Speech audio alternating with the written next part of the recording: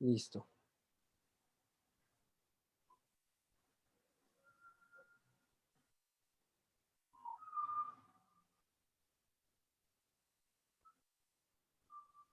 Espérate, revisamos a ver si ya cargó la transmisión en línea. Sí, creo que ya.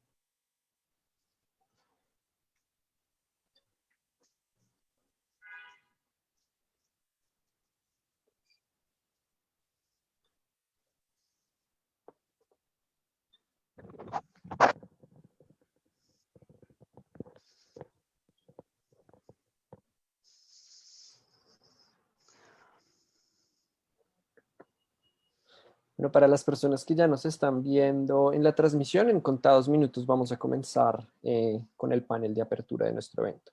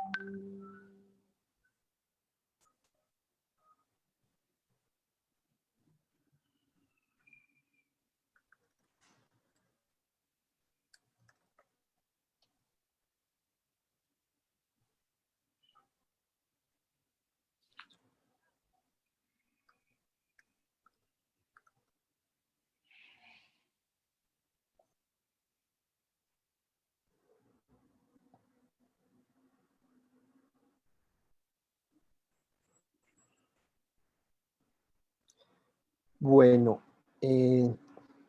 vamos a comenzar entonces. Buenos días para todos y todas, para todas las personas que en este momento se están uniendo a nuestra transmisión en vivo en Facebook.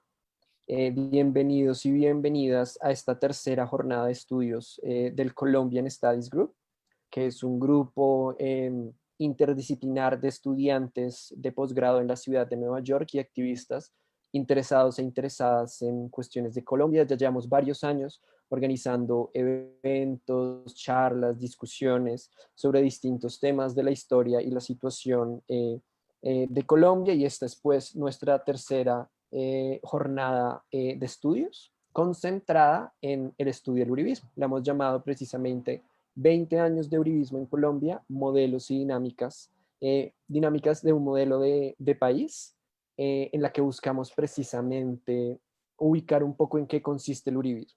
Y es en cierta medida un punto de llegada de las diferentes discusiones, charlas y eventos que hemos tenido como grupo, que en los últimos 2 años han estado particularmente concentradas en las discusiones en torno a la implementación del proceso de paz. Y pues precisamente consideramos que entender el uribismo como modelo de país, como movimiento social y político, es un elemento esencial para comprender lo que está sucediendo en este momento en nuestro país, en términos de violencia política, en términos de la implementación de los acuerdos de paz y muchos otros temas que hemos discutido, como pues y que son crisis de derechos humanos en este momento en el país, como el asesinato de líderes y lideresas sociales, de excombatientes de las FARC y muchos otros temas.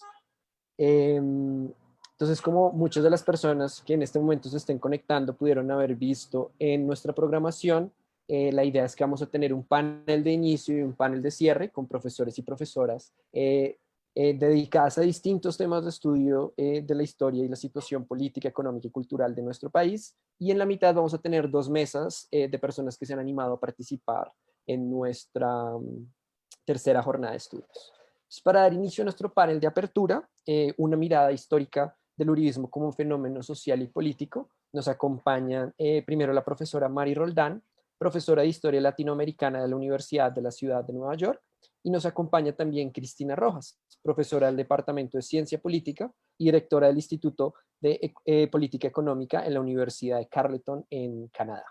Entonces, sin más preámbulo, vamos a comenzar. La idea es que cada una, como les venía comentando, va a tener un espacio de intervención de 30 minutos.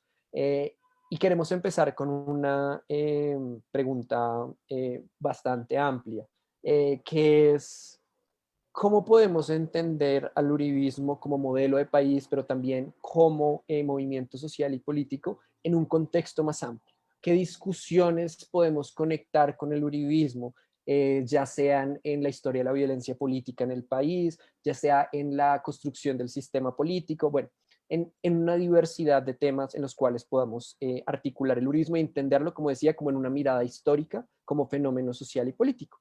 Y para eso vamos a comenzar con la profesora Mari Roldán. Mari, ¿me escuchas? Sí, claro. ¿Listo? Sí. Entonces, dale.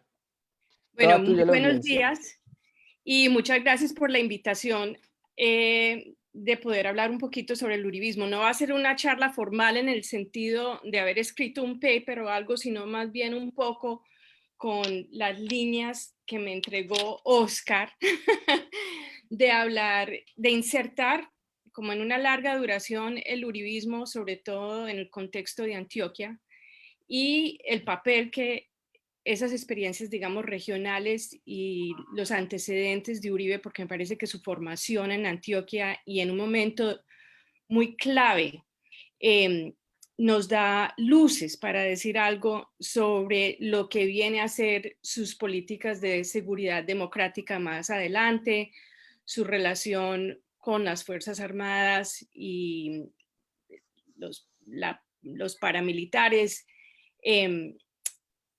y el contexto, digamos, de confrontación entre la izquierda, paramilitares, la lucha por la tierra, el desplazamiento y la seguridad que representa Uribe al tomar ciertas riendas que ciertos sectores de la sociedad colombiana vienen a ver como, y se me llega a la mente una frase de mi asesor en Harvard que estudiaba a los zapatistas, en que los campesinos de Anenecuilco decían, solo queremos un hombre que se ponga los pantalones una pierna a la vez, es decir, que se amarre, que sea que represente, digamos, como esos valores culturales populares, rurales hasta cierto punto, y que asuma las riendas del poder. Y me parece que si miramos un poco la trayectoria de Uribe, cómo se educó, lo que lo forma, tenemos algunas luces para entender la popularidad, me duele decirlo, pero la popularidad del uribismo en ciertos sectores, cómo logra tener, digamos, esa carisma y esa acogida que va a tener en Colombia para un proyecto de ultraderecha. Entonces empecemos un poquito por las raíces rurales. Y es muy diciente que Álvaro Uribe viene de una familia, nace en Medellín en 1952, pero sus papás son de Salgar. Salgar es una zona del suroeste antioqueño que en la época de la violencia fue una fuerte frontera de lo que voy a llamar la expansión de la ganadería, digamos, en contraposición a lo que era el café organizado más en fincas pequeñas o medianas.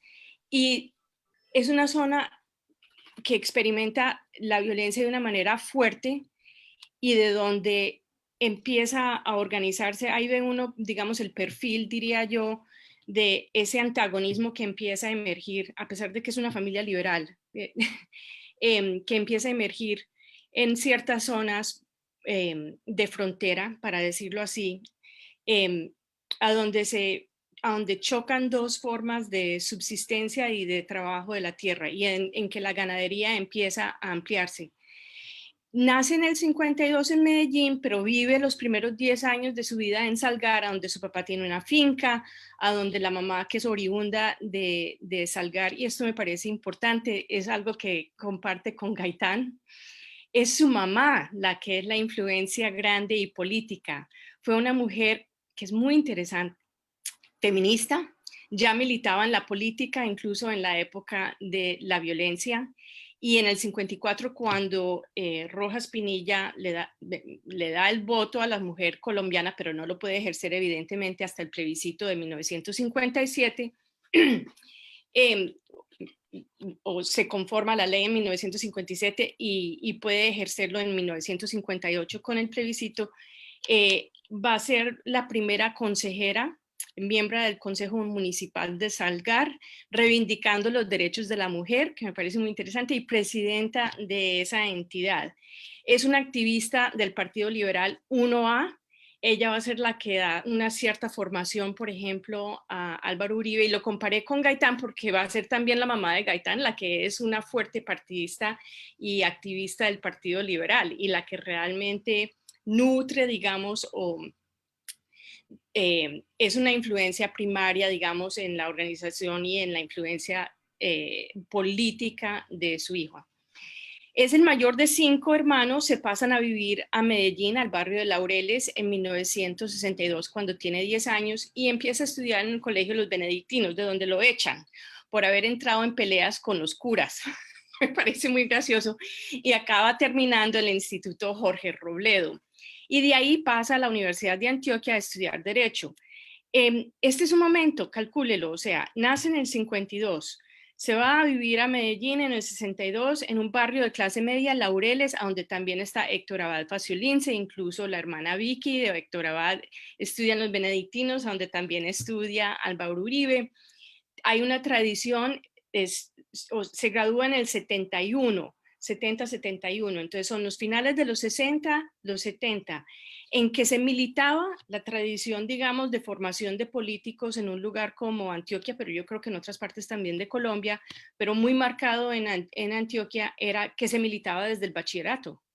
Y se entra a la universidad, inmediatamente se asocia con una línea política y desde ahí empieza a echar arengas. Está muy metido, y esto es muy importante, estos son los años de mucho conflicto, de una decadencia que ya se venía perfilando desde principios de los años 60 de la parte industrial de Antioquia. Y Antioquia y Medellín en particular a mediados de los años 60, finales de los años 60, va a tener uno de los índices más altos de desempleo de todo Colombia.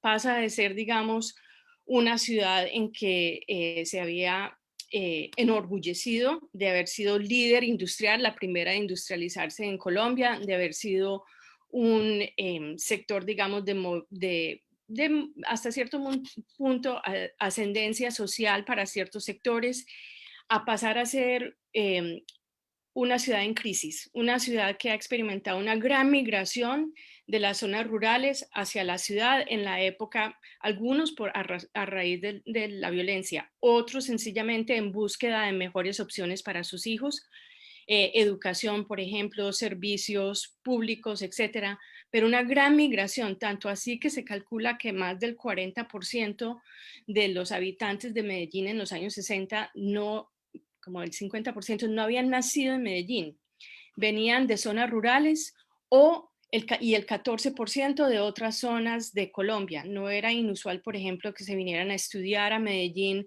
del Valle del Cauca, del Gran Caldas, del Chocó, en las universidades públicas, la Universidad de Antioquia o la Nacional, también a la Universidad Pública, a la Universidad, la Pontificia Bolivariana. Y es un momento de crisis económica, de un sentimiento de que las cosas están en flujo y también de un gran crecimiento de movimientos de izquierda.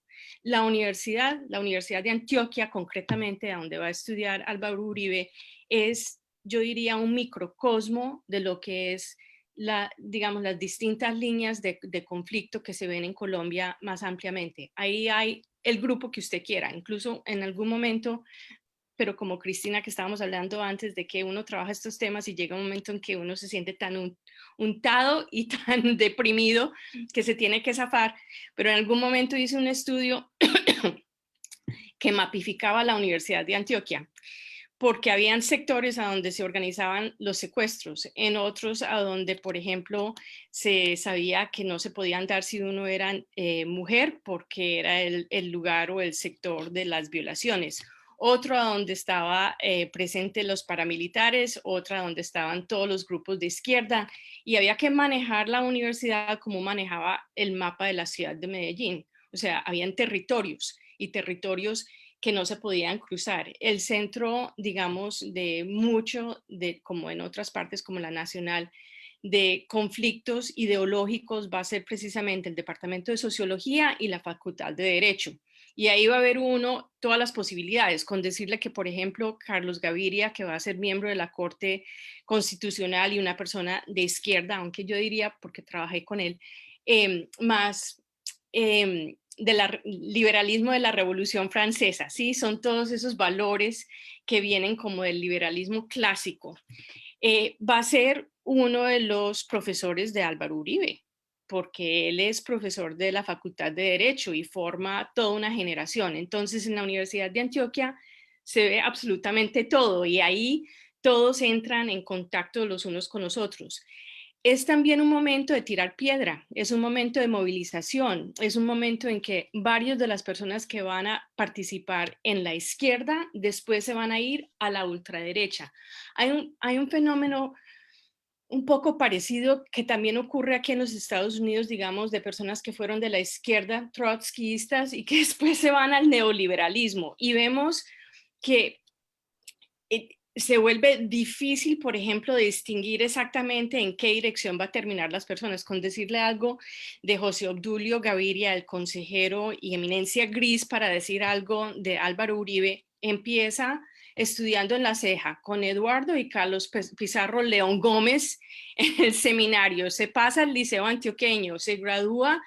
Empieza en la Universidad Pontificia Bolivariana, pero se gradúa desde la Universidad Autónoma Latinoamericana en Derecho de Medellín y empieza es como un abogado que defiende las causas de la ANUC, de los campesinos. Es maoísta. Dice, este es el señor que después va a ser un representante o vocero, digamos, del Opus Dei, primo hermano además de Pablo Escobar, y aquí volvemos vamos a introducir otro tema. Este es el momento también, y posiblemente no es evidente en su momento, pero lo va a hacer para ya los 70. Álvaro Uribe se gradúa en el 77, pero ya tiene un cargo político desde el 76. Se le nombra como un representante de Empresas Públicas de Medellín. Empresas Públicas de Medellín había sido una entidad que se enorgullecía. Yo hice muchas entrevistas con gente, se enorgullecía de ser uno de los pocos lugares en que supuestamente no entraba ni la mermelada ni el clientelismo, sino que era por mérito que la gente trabajaba en empresas públicas de Medellín. Eso se va a transformar gradualmente y se va a politizar. Pero, y la entidad que era como toda su, digamos, su contraparte o la distinción va a ser el Seguro Social. Aquí es a donde Álvaro Uribe ya está haciendo sus pinitos y se asocia, y esto es clave, con Bernardo Guerra Serna. Bernardo Guerra Serna era en inglés diríamos, el kingmaker, el cacique liberal. Maneja todo lo que es el Partido Liberal en Antioquia. Él es el que pone senadores, él es el que desarrolla la lista para Consejo Municipal, para las cámaras de representantes, para la Asamblea. En Antioquia no se mueve un dedo sin que Bernardo Guerra Serna sea la persona detrás de ese movimiento en el Partido Liberal. Y Álvaro Uribe va a ser inicialmente su discípulo, como lo eran todos los políticos liberales jóvenes de esa época. O sea, Bernardo Guerra Serna ponía, por ejemplo, y tenía como su feudo del Seguro Social, ahí podía poner puestos, tenía todo un sistema bastante clientelista, muy elaborado, en que se le cobraba el 10% del sueldo a todos los que conseguían puesto en una entidad pública que fuera militaran en su partido. Maneja la política en Antioquia y uno ve una estrecha relación entre estos dos. Y es ahí donde se educa, se cría Uribe dentro de la política de Antioquia y de Medellín del Partido Liberal. Va a romper con Bernardo Guerra Serna y formar tolda aparte, como dicen, o rancho aparte, con un movimiento que me parece muy diciente pensando en lo que se llama el Centro Democrático hoy en día. En el 1986 consolida un movimiento que se llama Sector Democrático, que es, digamos, una disidencia, no propiamente disidencia, pero es un movimiento que se distingue del de Bernardo Guerra Serna, aún siguiendo siendo liberal. Álvaro Uribe es interesante porque después, pues evidentemente la gente se va a olvidar que él perteneció al Partido Liberal, pero era una parte muy central de ese Partido Liberal en Medellín. Acordémonos que cuando Pablo Escobar entra en la política y es suplente, es para el Partido Liberal también. Y ellos se conocen bueno, y se conocían seguramente antes de eso, pero digamos en esos ires y venires de la política, de las organizaciones cívicas como Medellín Sin Tugurios, el papá de Álvaro Uribe, Alberto Uribe Sierra, va a ser miembro de la Junta de Medellín Sin Tugurios, que es una fundación que organiza Pablo Escobar para desarrollar vivienda de interés social, digámoslo así, en un basurero. Y que va a distribuir, por ejemplo, mercados, hacer bazares, participar en ferias de toro, etcétera, para efectos caritativos, con el apoyo de dos curas que también le van a hacer apoyo digamos, en esta actividad. Entonces, en los años 80, Álvaro Uribe va a ser entre el 80 y 82, va a participar en varios nombramientos de Julio César Turbay Ayala. Del 82 al 84 va a ser alcalde de Medellín. Esta es la época del narcotráfico. No hay otra manera de decirlo, en que aún no hay ningún movimiento de controlarlos, se les ve como unos señores medio vulgares, pero que están haciendo mucha plata, pero la plata la están haciendo es en los Estados Unidos, ¿a quién le importa? Todavía no han empezado, por ejemplo, los asesinatos de candidatos presidenciales, de jueces, pero va a empezar. Digamos, esa visibilidad mucho más funesta y siniestra del narcotráfico. Más bien son unos señores que son negociantes, muchos de ellos, como los Ochoa, han invertido su plata en haciendas ganaderas, también Pablo Escobar. Entonces hay que entender, del 82 al 84 él es alcalde en la época en que aún no se eligen alcaldes. Acuérdese que esto no entra a funcionar hasta la Constitución de 1991, la elección popular de alcaldes. Es nombrado. La manera en que funcionaba la política en Colombia era que el presidente nombraba al gobernador y el gobernador nombra al alcalde. En la época en que es alcalde, Álvaro Uribe Vélez, Gilberto Echeverry de la GEA, el expresidente del Grupo Empresarial Antioqueño, que en ese entonces se le decía era el Sindicato Antioqueño, y Pro Antioquia, es el gobernador. Entonces, forma parte, digamos, de un sector reconocido del liberalismo, justo en el momento en que se está poniendo caliente también lo que son los conflictos en lugares como el Magdalena Medio, a donde tienen grandes inversiones, tanto los Ochoa como Pablo Escobar, como Rodríguez Gacha, como varios de los narcotraficantes.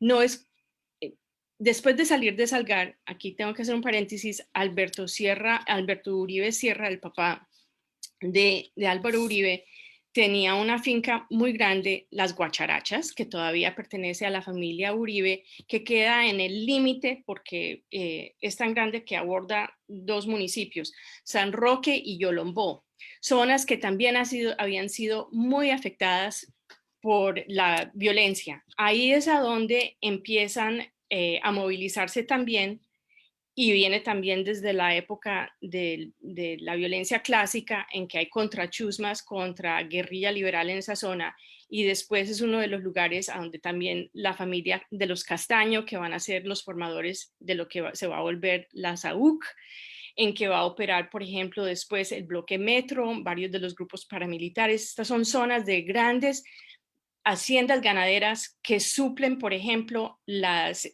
petroleras que están en todos los campamentos de la orilla del Magdalena Medio, y las compañías mineras, y que han ido expandiendo. Es una zona de conflicto entre pequeños colonos, eh, eh, aparceros, pequeños productores, y la expansión de estas grandes haciendas que se viene desarrollando desde los años 50 y que se agiliza, digamos, durante los 60 y 70. Son zonas de conflicto. Acordémonos que Anorí, a donde, por ejemplo, tal vez eh, el único movimiento de contrainsurgencia exitoso bajo Pastrana fue el golpe contra los helenos en Anorí en 1974. Entonces, esta es una zona nordeste que ya está identificada desde el punto de vista de la élite antioqueña, muchas de las cuales tienen raíces rurales, que me parece que es algo que la distingue un poco de lo que ocurre en Bogotá, o sea, o en ciertas otras regiones. Es imposible hablar de industrial que no tiene alguna conexión con el campo.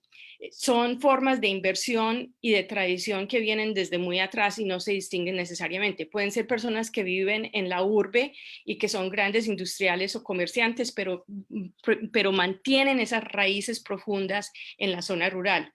Y Álvaro Uribe, no siendo de esa clase de la élite, de todas maneras va a perfilar y, digamos, esos conflictos que se van a volver tan críticos, digamos, en formar lo que va a surgir como las Convivir y antes de eso los paramilitares. El grupo MAS, Muerte a Secuestradores, que lo organiza Pablo Escobar y otros grupos después del secuestro de Blancanieves Ochoa, una de las parientes de los Ochoa, nace en el 81, o sea, justo en esta zona del Magdalena Medio y del oriente antioqueño. Entonces eh, lo que estoy tratando de decir acá es, Álvaro Uribe digamos, se forma, nace y se forma dentro de un momento clave en que está el surgimiento del narcotráfico, que cambia la política en Colombia por completo, en que se están agudizando los conflictos de tierra entre colonos, pequeños, digamos, campesinos que pertenecen a la NUC, el desplazamiento por estas grandes haciendas, y que empieza también una extorsión y secuestros como unas tácticas de la guerrilla, sobre todo las FARC y los helenos en la zona de Oriente, que contribuye, para decir algo, a un sentimiento de que se tienen que armar, que ya venía también desde la violencia clásica, o sea, no hay quien nos defienda, nos vamos a tener que organizar nosotros, el Estado no tiene una presencia acá, y que liga narcotraficantes, ganaderos, voy a decirlo, gente de bien y políticos en estas zonas para la seguridad democrática. No se llama seguridad democrática, pero es efectivamente lo que se va a practicar en esas zonas. Cuando Álvaro Uribe va a ser gobernador entre el 95 y el 97, el centro de operaciones es la gobernación de Antioquia. Tenía todo un complejo, esto lo sé por personas allegadas que no voy a nombrar, que trabajaron en distintas esferas, digamos, de la vida pública.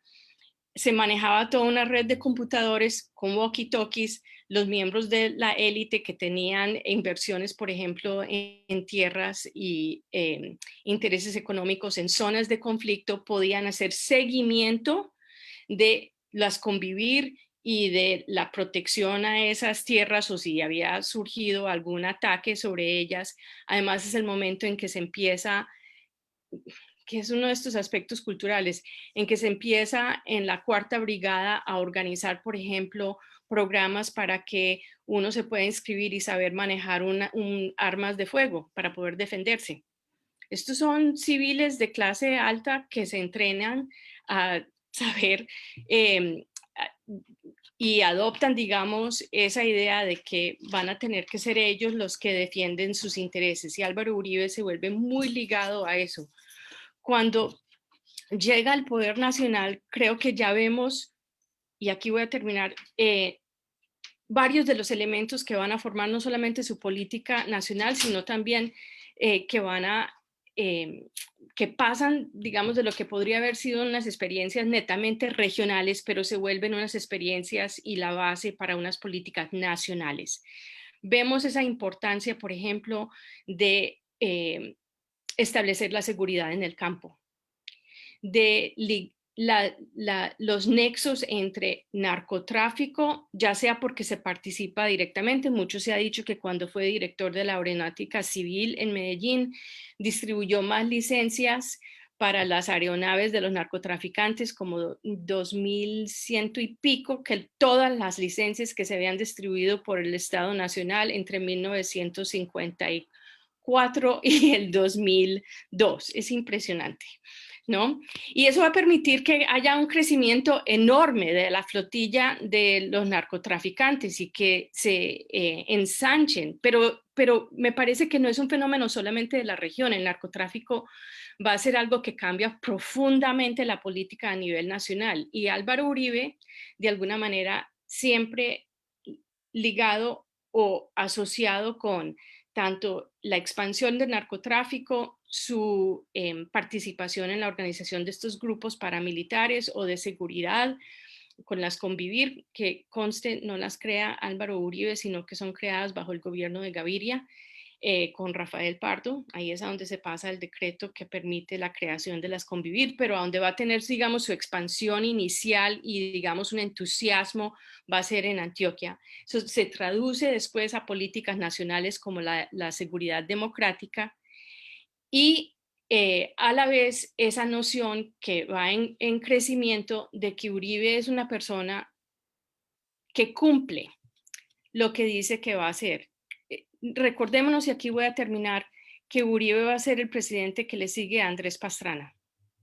La GEA había apoyado, que es el grupo empresarial de Antioquia, había apoyado, incluso muchos de ellos habían formado parte del gabinete de Pastrana, pero la frustración y la sensación de que no había sabido manejar la conversación de la paz, que le había regalado territorio a las FARC, que había permitido que ellos crecieran de alguna manera durante las negociaciones de paz, deja un sabor muy maluco en la boca de la GEA y la élite antioqueña.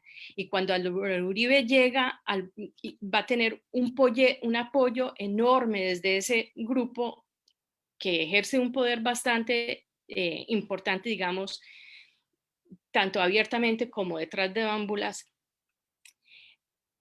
porque parece ser una persona que tiene un discurso firme, que realmente va a imponer lo que dice que va a hacer y que va a representar, digamos, la defensa de sus intereses. Ya lo había hecho en los 80 y 90, cuando había ocupado tanto curules del Senado del 86 al 94, como gobernador de Antioquia con las Convivir, y de alguna manera cuando llega al poder nacional, ya tiene toda una trayectoria, una experiencia que le va a servir para definir no solamente su personalidad política, sino también para darle fuerza a ese discurso, porque puede decir, mire lo que yo hice como cuando fui gobernador de Antioquia, mire lo que ha sido mi trayectoria política.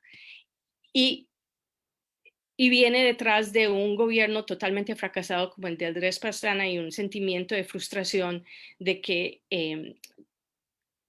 la izquierda, concretamente las FARC, porque realmente es las FARC la que se vuelve, digamos, el objeto de odio y de movilización de los uribistas, que este es el hombre que va a poder finalmente imponer la seguridad y, como decimos en inglés, walk his talk, o sea, lo que dice es lo que va a hacer.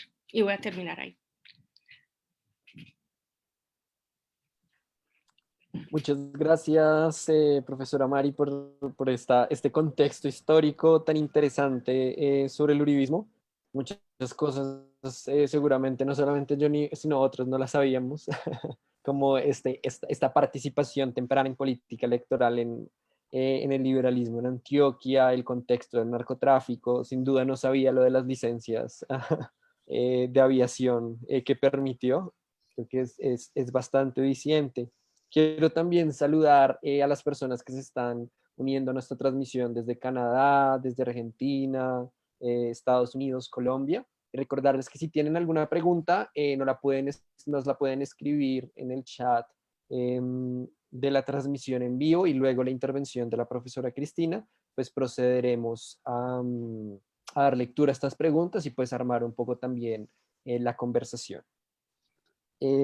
Profesora Cristina, ¿me escuchas? Sí, muy bien. Listo, entonces toda Tengo tuya la una audiencia. pregunta que he Sí, debido claro. hacer antes. Yo voy a presentar, tengo un PowerPoint. Sí, entonces dame un segundo. Te voy a hacer co-host de la reunión.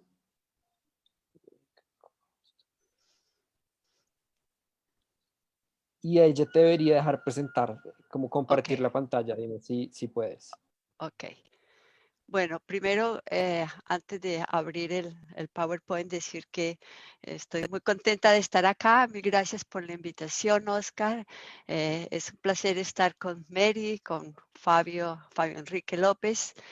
Y me parece fascinante la historia porque yo voy a hacer algo similar, pero enfocado en qué significa, oh, Podrías poner qué, gracias, el video.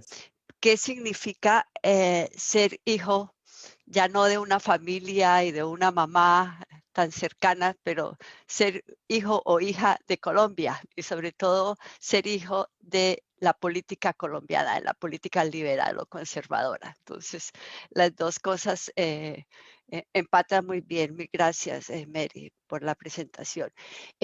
Oscar, ¿me puedes decir 5 minutos antes de terminar mi media hora? Sí, claro, yo te aviso 15 minutos antes y 5 minutos antes, Perfecto, para ok. que tengas idea de cuándo Bueno, vas a la mitad. entonces voy a compartir mi pantalla.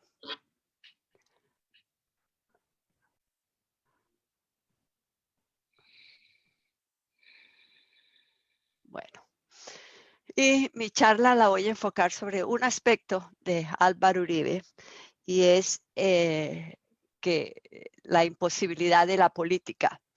Y voy a tomar una de las frases que siempre repetía él, y es que en Colombia no tenemos insurgentes contra dictadores, tenemos terrorismo contra la democracia. Fundamentalmente, Álvaro Uribe siempre estaba obsesionado con que en Colombia no hay una guerra, en Colombia no tenemos conflicto.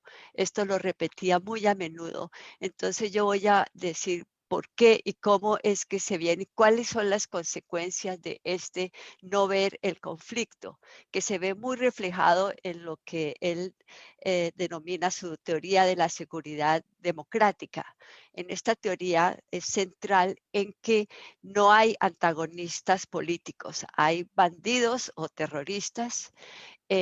También ve este territorio que Mary hablaba de la universidad, pero lo mira a partir de Colombia, donde hay zonas rojas, zonas de paramilitares, zonas donde todos son guerrilleros o bandidos. Entonces esto afecta también su concepción de la política.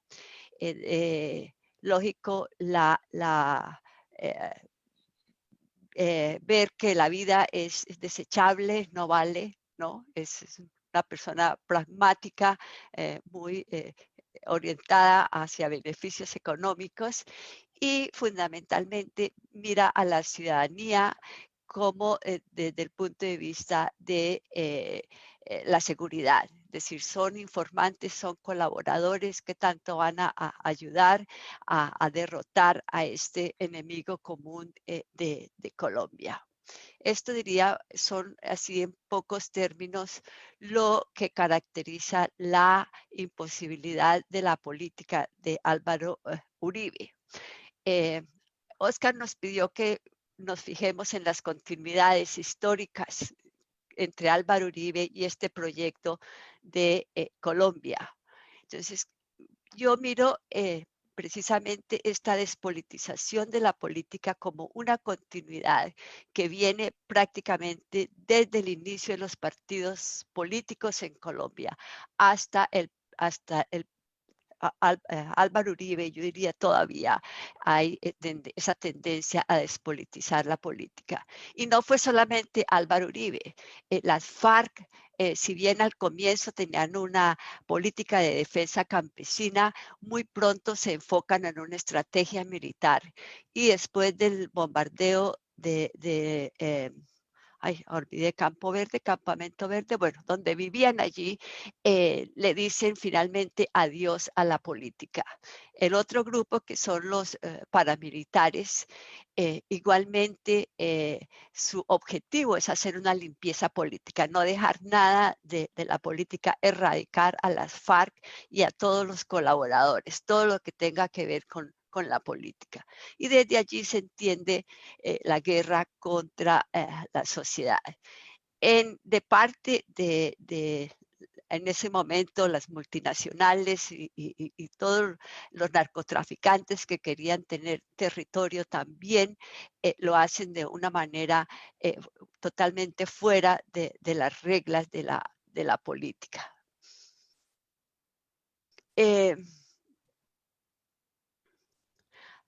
Dentro de esta guerra, yo creo que también lo mencionaba Mary, hay un problema que ha sido una constante histórica desde la independencia o incluso desde el colonialismo, que es la lucha por el territorio.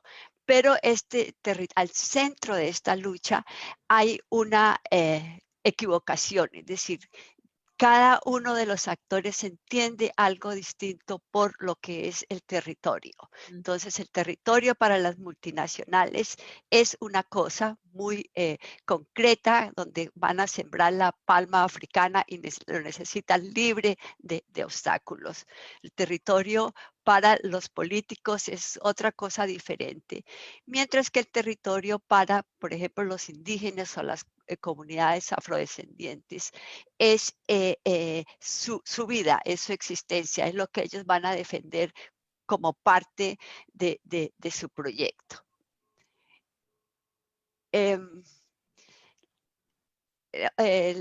Esta guerra, digamos, que no es política, es una guerra que también se escribe en el cuerpo, y esto es muy claro de donde tomo la expresión del Centro Nacional de Memoria Histórica, donde hay, digamos, 3 tipos de cuerpos que son muy importantes. El cuerpo de las mujeres, que son cuerpos estigmatizados, incómodos y adversariales, es decir, fundamentalmente la mujer, el cuerpo de la mujer es un medio para que haya miedo, para ayudar a que la población se vaya. Todo esto es el centro, digamos, de la política, o no de la política, es el centro de las estrategias del terror. Lo mismo son los indígenas. Hay allí una constante histórica de que la mayor violencia en Colombia siempre ha estado enfocada en 2 tipos de población, que son los indígenas y los afrocolombianos.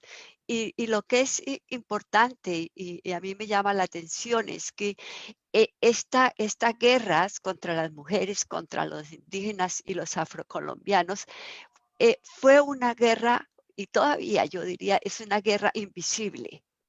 No se habla de esta guerra, no se vio, no se sintió en Colombia. Y fundamentalmente mi pregunta es ¿por qué? ¿Por qué hay esta guerra invisible y qué sucede en un país como Colombia al invisibilizar esta guerra.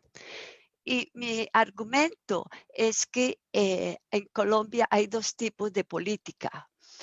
Una es la política despolitizadora, y en general la política, si la miramos desde el nacimiento de los partidos políticos, ha sido una política despolitizadora. El Partido Liberal y el Partido Conservador han sido fundamentalmente enfocados en ciertos objetivos, pero tienden a mirar a los otros como sus enemigos.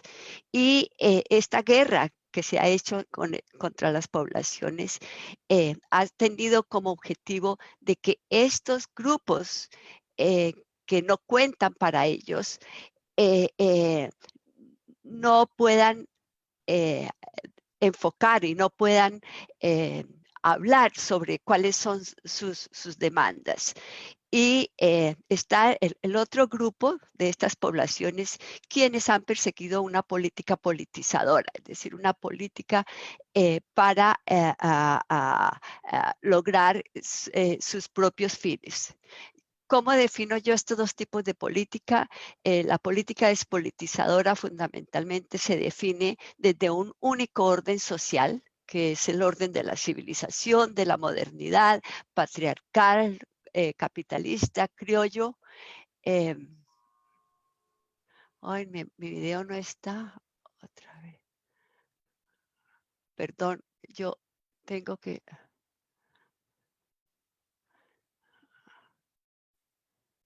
No sé cómo agrandar la pantalla. Solo dale, no, no tienes que agrandarlo. ¡Ay, Eso ahí. ya! Ya, Ay, listo, listo. pero se Ahí se volvió a fue otra ir. vez. Espérate.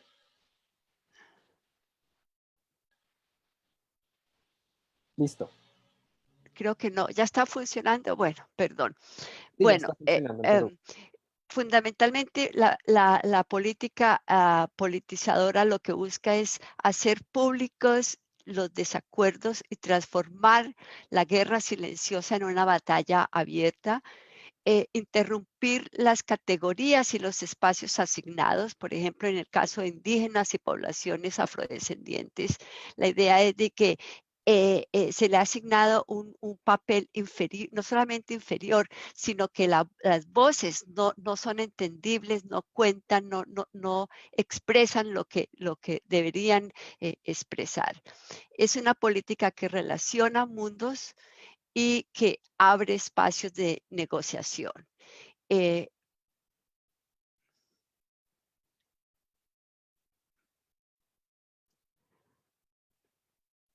No hablé sobre lo que era, perdón, la política despolitizadora. La política despolitizadora, como dije, es una política que se define desde un orden social único. Hablaba del orden civilizado, patriarcal, y fundamentalmente el adversario no es desde la categoría de ese orden social.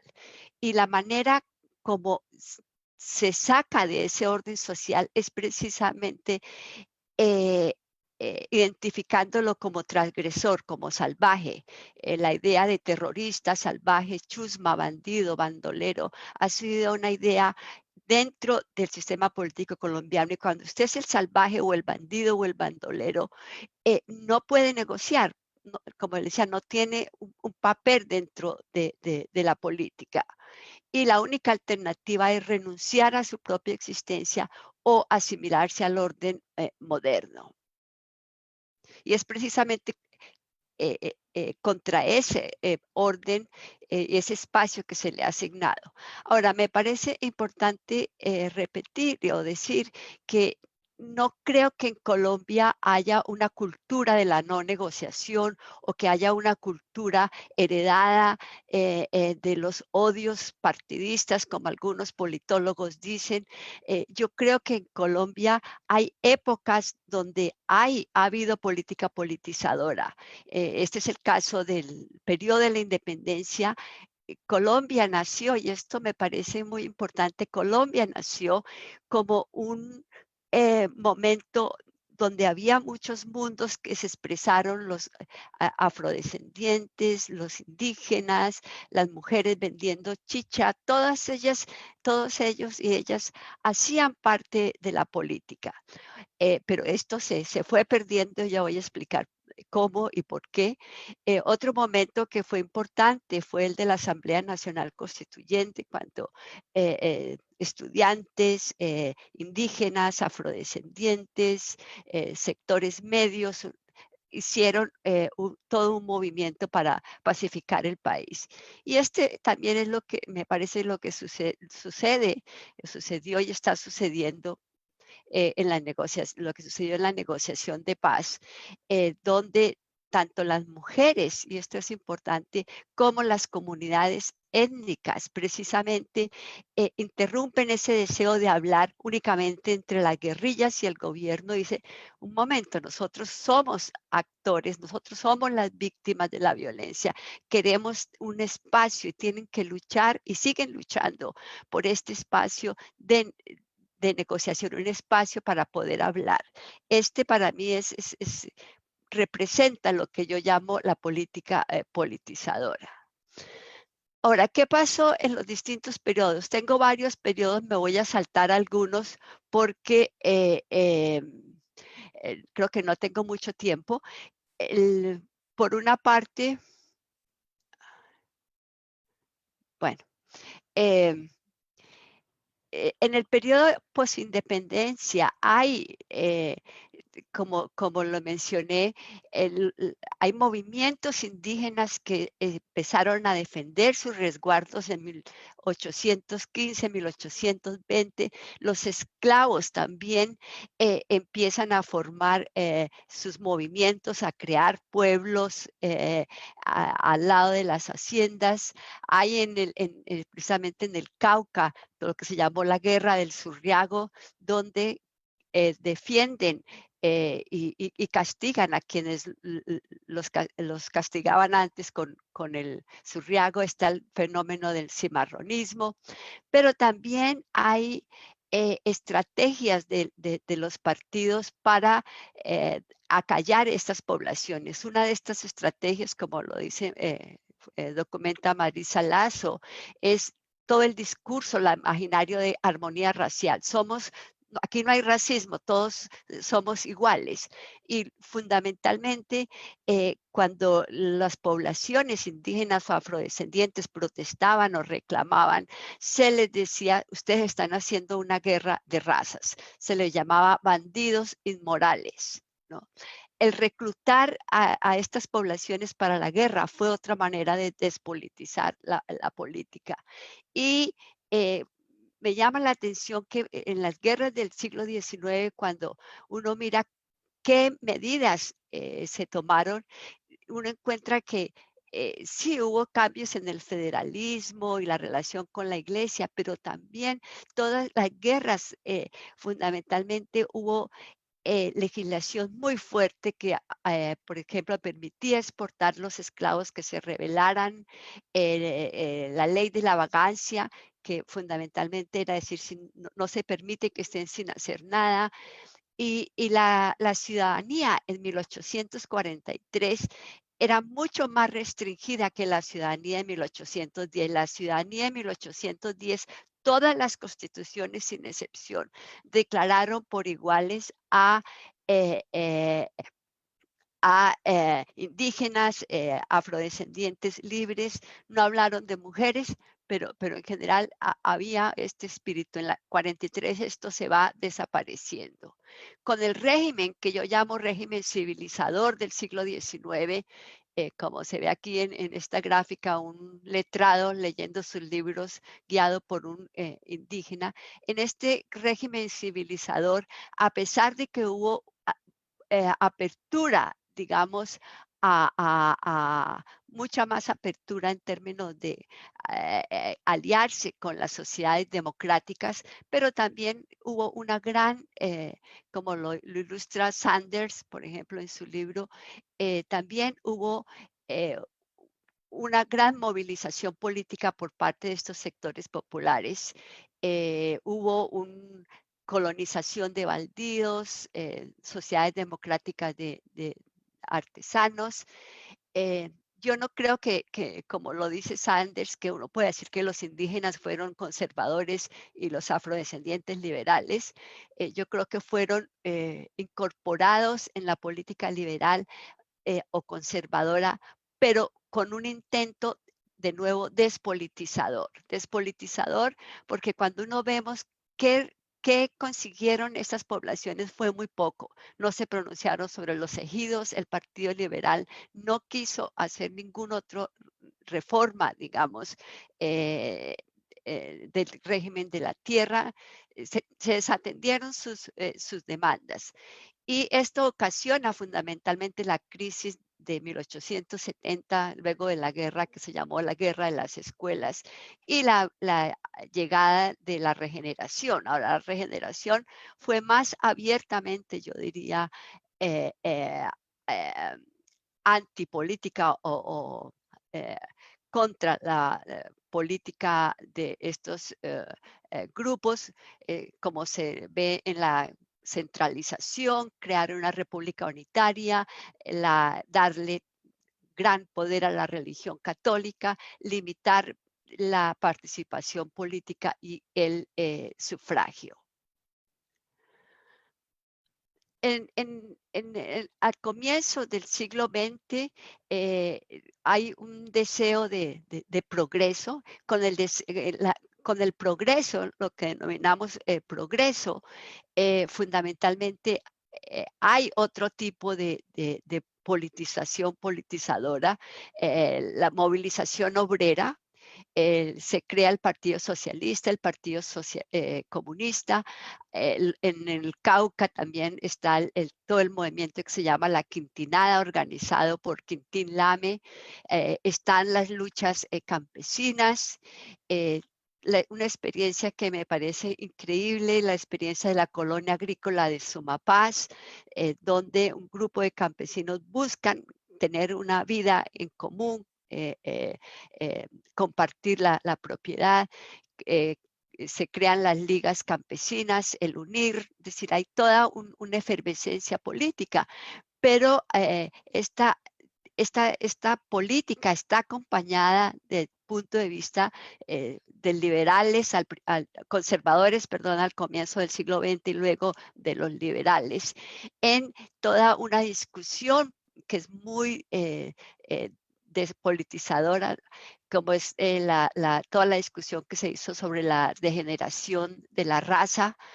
Hay una visión, digamos, del cuerpo que tiene que ver con la higiene, con la infección, con la contaminación. Hay toda una serie de programas que no son, parecen biopolíticas, pero yo creo que son aún más en contra de esta política de los obreros o los indígenas. La legislación es una legislación de defensa social, como la ley heroica, donde hay toda una serie de prohibiciones, reforma del Código Penal. Ante la movilización por la tierra, vienen los programas de parcelación de la tierra.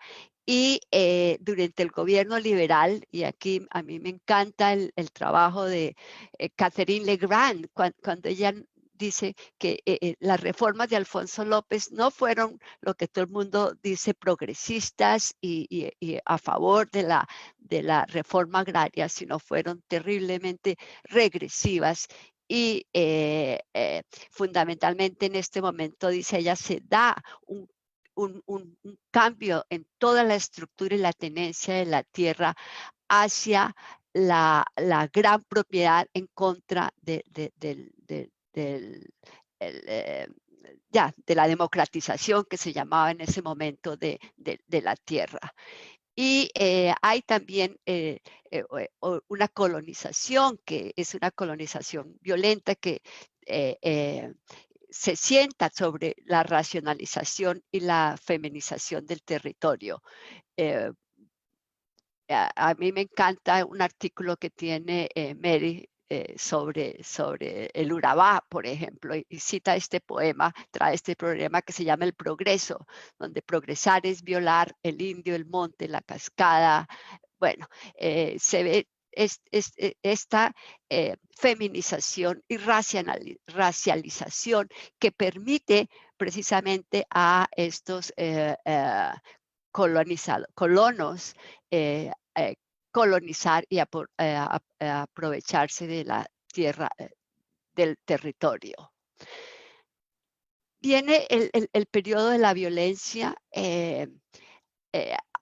Yo soy muy escéptica y no tengo mucho sobre esto, pero bueno, soy muy escéptica de la idea de que la violencia fue una violencia partidista. Yo creo que hablar de violencia partidista oscurece la política de lo que estaba sucediendo en ese momento y para mí, esta instrumentalización de los cuerpos, este terror que se da dentro de la población, yo lo veo como una continuidad de ese discurso higienista, de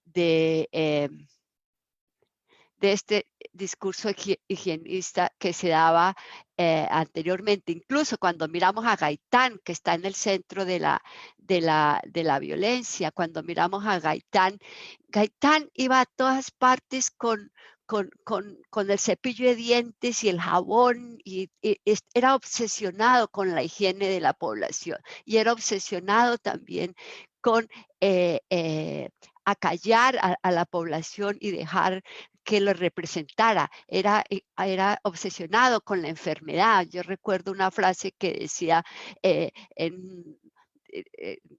no tenemos ni la lepra de los liberales o bueno, no recuerdo qué de los conservadores. Su lenguaje era medicalizado, su lenguaje era muy sobre los cuerpos. Ahora, todo el periodo del Frente Nacional, y aquí vuelvo a cerrar este círculo que empecé, este periodo cerramiento de la política del Frente Nacional es en el fondo lo que nos lleva a las FARC, a los paramilitares, a una persona como Uribe, y el neocolonialismo que se da en esta época con proyectos como La Palma Africana o, bueno, Hidroituango, creo que es después, pero bueno. ¿Qué significa dentro de esto el proceso de paz? De nuevo, como lo dije al comienzo, precisamente en las negociaciones de paz, hay una perspectiva. A mí me parece increíble, por ejemplo, lo que las mujeres están recuperando y visibilizando. Es como la guerra contra las mujeres que fue invisible, como la estrategia de desposesión del territorio en Colombia no se puede separar de de la guerra contra el cuerpo, contra el cuerpo femenino. ¿Y qué significa eso, por ejemplo, en términos de una política de distribución de tierras? No se puede separar ni marginar. Lo mismo en términos de las poblaciones afrodescendientes y la búsqueda del territorio y poner sobre la mesa qué significó el cimarronismo, qué significa, qué tipo de pueblos, qué poblaciones, qué tipo de relaciones tienen las comunidades en el Pacífico, con los ríos, con la naturaleza. Es diferente. Lo mismo en términos de las poblaciones indígenas, las marchas. A mí me llamó la atención que todavía Duque estaba diciendo que la minga que está sucediendo en este momento en en Bogotá, era una estrategia para tomarse el Estado, ¿no? Para tomarse el poder. Este es el tipo de discursos que se ha venido manejando históricamente y que precisamente el objetivo es despolitizar la política de estas poblaciones. En el caso del libro sobre las comunidades afrocolombianas me llama la atención es derrotar la invisibilidad. Es decir, esa invisibilidad ha sido una de las estrategias efectivas, diría yo, para despolitizar e imposibilitar la política. Entonces, fundamentalmente, estas negociaciones es un regreso a la política, reclamo de un lugar en la agenda de paz, la reconstrucción de la memoria. Y no olvidar, yo creo, los costos de esta estrategia. Aquí menciono dos asesinatos que sucedieron el año pasado y que siguen pasando todos los días cuando abrimos la prensa, tal vez no todos los días, pero las semanas, sobre asesinatos de líderes sociales, es decir, donde prácticamente esta imposibilidad de la política para estas poblaciones es todavía una realidad. Termino con esto. Bueno.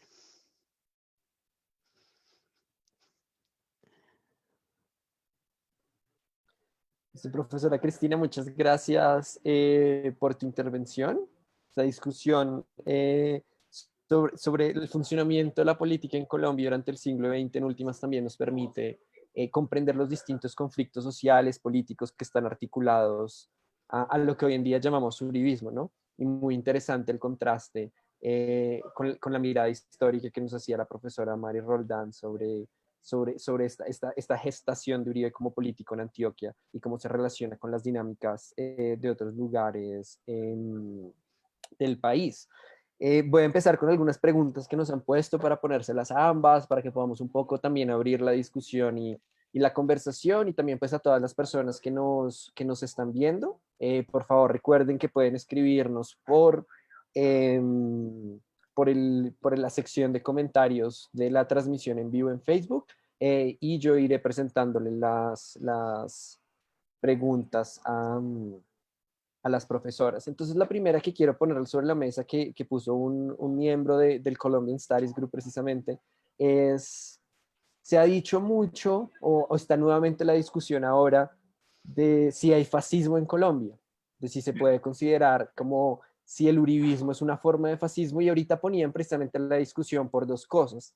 Uno, en relación con esta discusión que ponía la profesora Cristina de la imposibilidad de la política, de esta negación del antagonismo o de su satanización como bandidos, como terroristas, pero también con una discusión que ponía un poco la profesora Mari, y pues yo sé que trabaja en otras cosas, sobre esta larga guerra fría en Colombia, ¿no? Sobre esta idea de que de hecho la Guerra Fría, como esta política continental centrada también en la ubicación de este enemigo interno, ha estado presente en Colombia desde mucho antes de las dictaduras en el Cono Sur, desde mucho antes de los golpes de Estado orquestados por la CIA y demás. Entonces, les quería poner como la primera pregunta, si ustedes consideran que es acertado o no decir que se puede hablar de un modelo político fascista en Colombia por esta dinámica de enemigo interno y este modelo de concebir de forma exclusiva la política, o es absolutamente desfasado y deberíamos buscar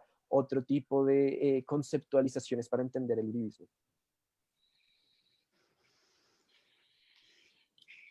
De pronto la profesora Cristina puede hablar más directamente sobre lo del fascismo, pero me recuerda de un dicho de los años 20 o 30, en que no me acuerdo exactamente quién fue, que dijo, en Colombia los liberales son conservadores, los conservadores son fachos y los comunistas son liberales. Y hasta cierto punto creo que tienen razón. Iba a decir que lo del elemento del enemigo interno es un objeto que encontramos también en la Guerra Sucia en Argentina y en Chile, en Uruguay, en Brasil. Creo que tiene una historia bastante larga que en la Guerra Fría se refuerza, ¿no? Y lo que decía Cristina Rojas es absolutamente cierto. Es una manera de despolitizar al volver a el contrincante o el opositor en el otro, ¿sí? Se vuelve fiera, terrorista, salvaje. Los españoles, hay un Juan Gutiérrez que ha trabajado todo lo que tiene que ver, digamos, trabajó mucho como consultor en el Oriente Antioqueño, en derechos humanos, y es este discurso del enemigo y lo poderoso que es ese discurso del enemigo, pero pensemos que es una parte también crítica del entrenamiento de las Fuerzas Armadas, no solamente en Colombia, sino de todas las Fuerzas Armadas. Es algo que se ha hablado, por ejemplo, de las Fuerzas Armadas americanas con la guerra de Vietnam y en Corea. Hay que convertir, y que se vuelve a vivir en Afganistán y en Irak, hay que convertir al enemigo en algo no humano.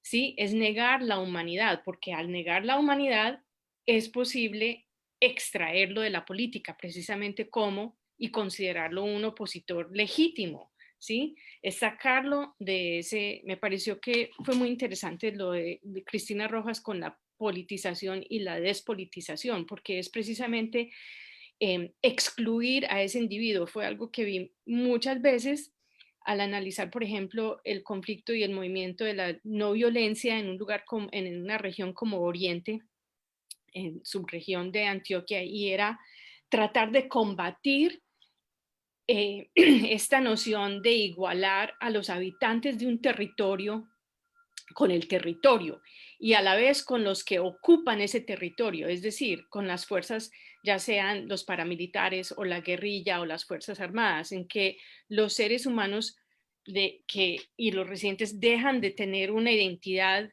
individual, de tener una identidad política y se vuelven, se mimetizan, para decir algo, con el medio ambiente y además el territorio se vuelve, también se mimetiza con ciertas posiciones ideológicas. Entonces, ocupar un espacio que lo ocupan también otros grupos es ser identificado por relación con esos otros grupos. Y eso no permite, digamos, un discurso, no permite una negociación, no permite la participación, bueno, la democracia participativa, podríamos decir, ¿no?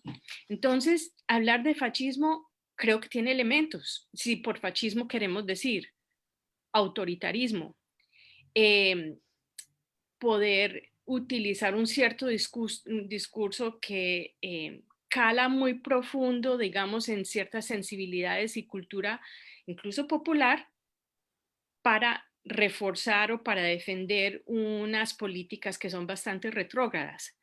Eh, pero sí aquí entramos en discusiones que todavía existen en la historiografía de qué exactamente es el fascismo, y el fascismo sí se puede identificar con los movimientos que existen en Latinoamérica, y hay todo un discurso, ¿no? Porque el fascismo se asocia es con Mussolini, con la Italia, y no se vive exactamente como se vivía en esos momentos, pero creo que hay unos elementos que son muy fuertes y que sí se ven en Colombia, y es un momento que se viene calando desde hace mucho rato, pero de un incremento en el autoritarismo y digamos que mm, apropiarse de ciertos discursos que calan muy fuerte para justificar ciertas políticas de exclusión y de autoritarismo que sí vemos muy presentes y que la profesora Cristina mostró, por ejemplo, con lo que ha pasado con las mujeres, con los indígenas, con los afrocolombianos. Pues no son los únicos, pero esos son grupos que han sido marginados y excluidos precisamente por ese discurso. Sí, es una pregunta difícil. Yo creo que estoy de acuerdo con Mary que hay elementos. Sin embargo,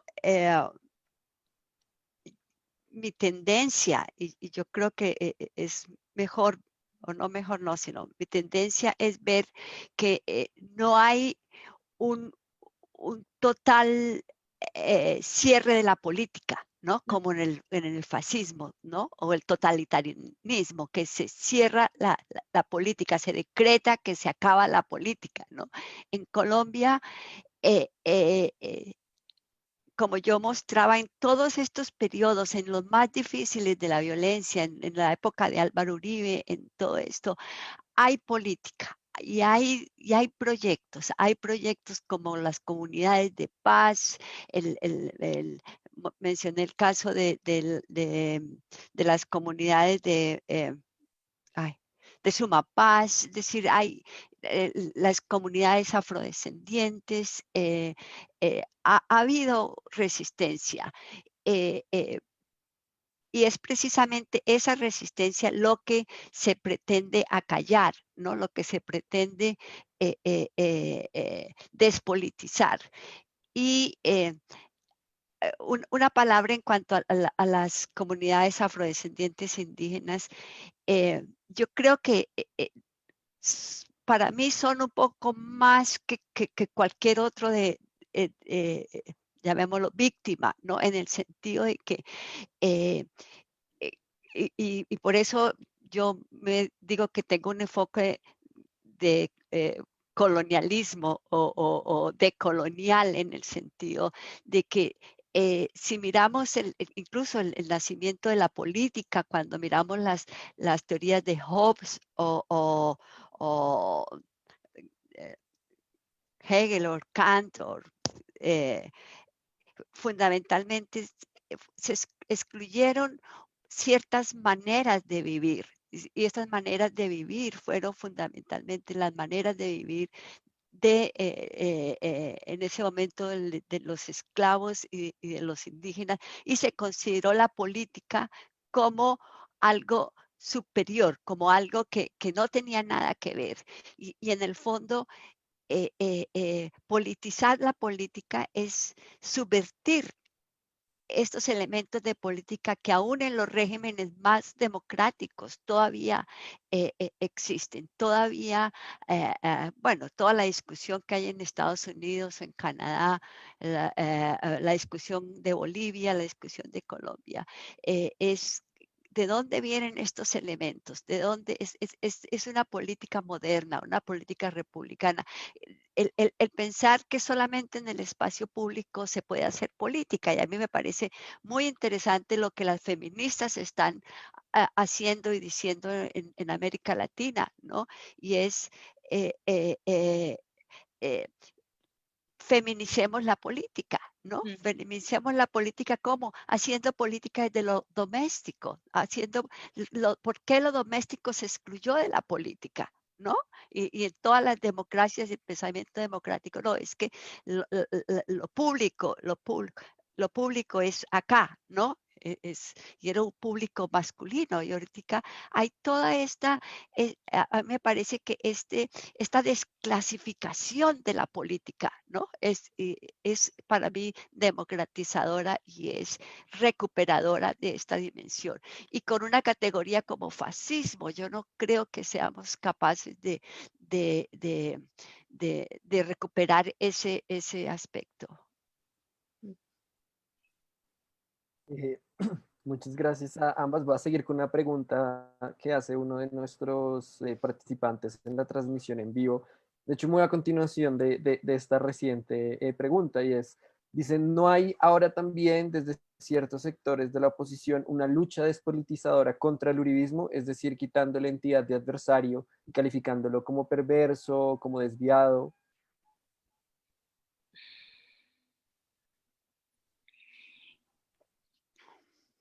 ¿Sabe que me parece que uno de los grandes retos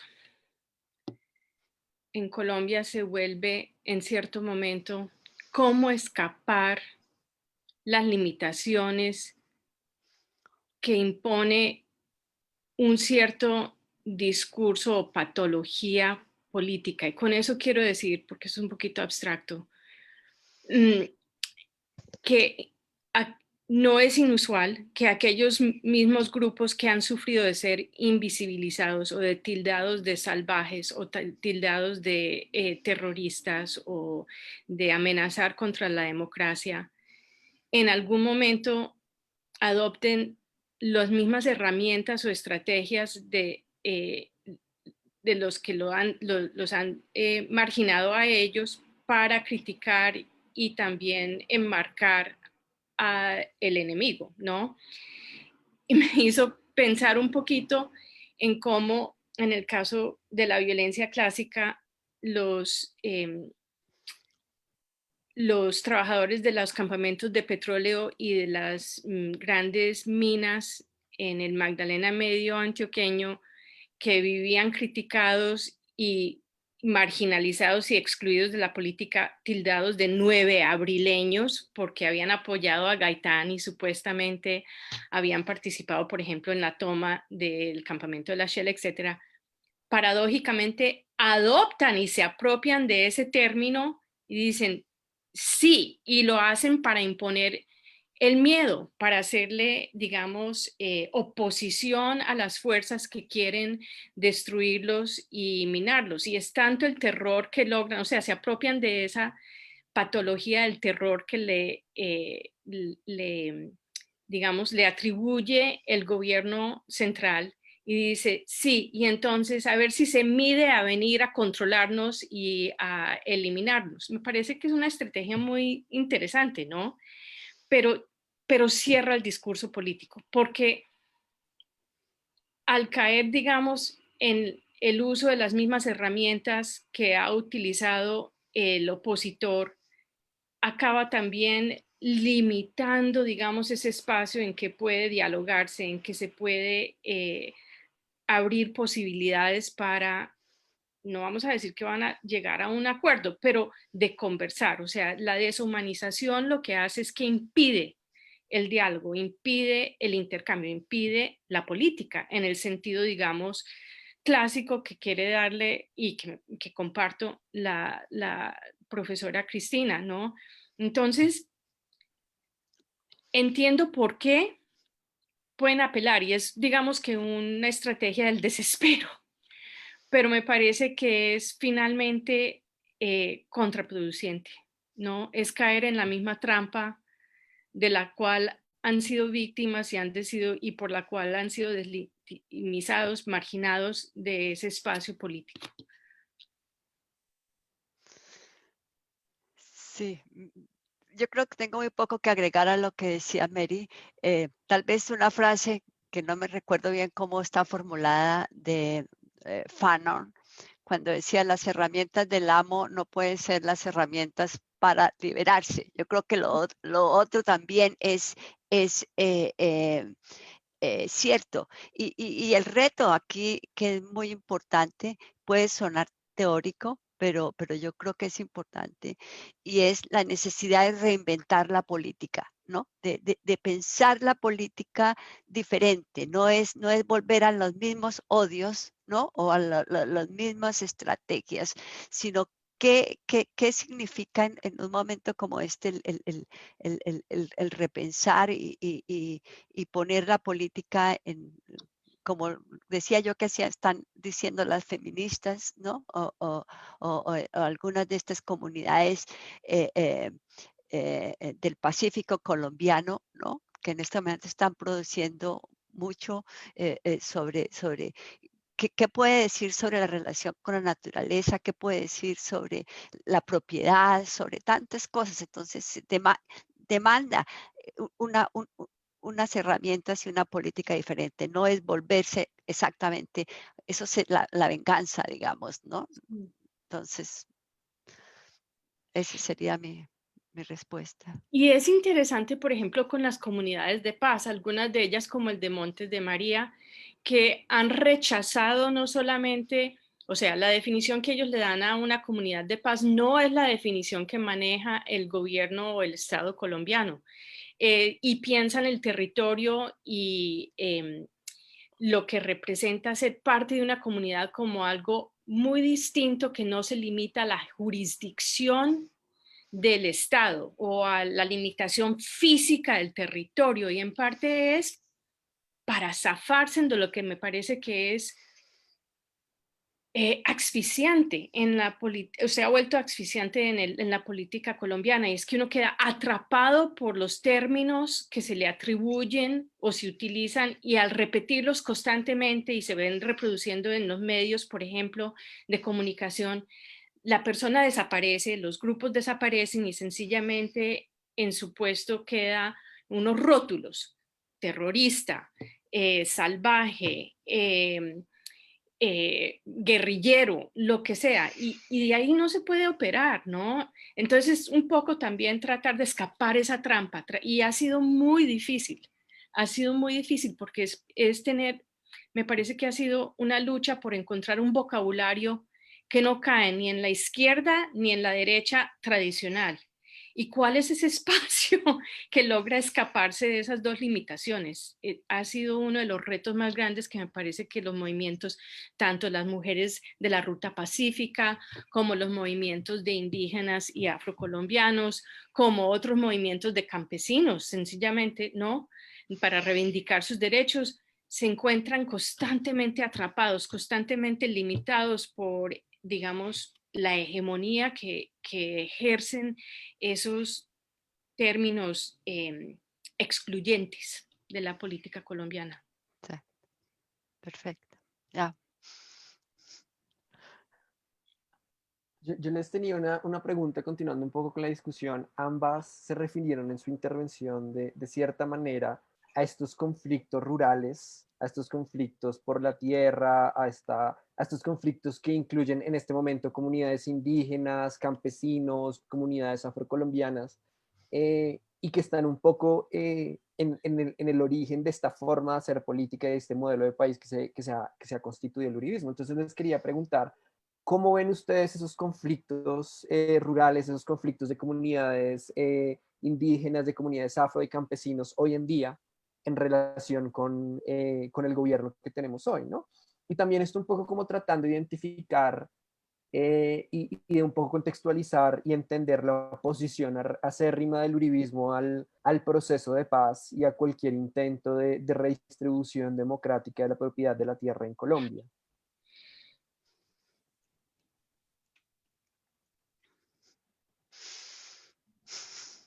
¿Quiere empezar, Cristina? Bueno, complicado.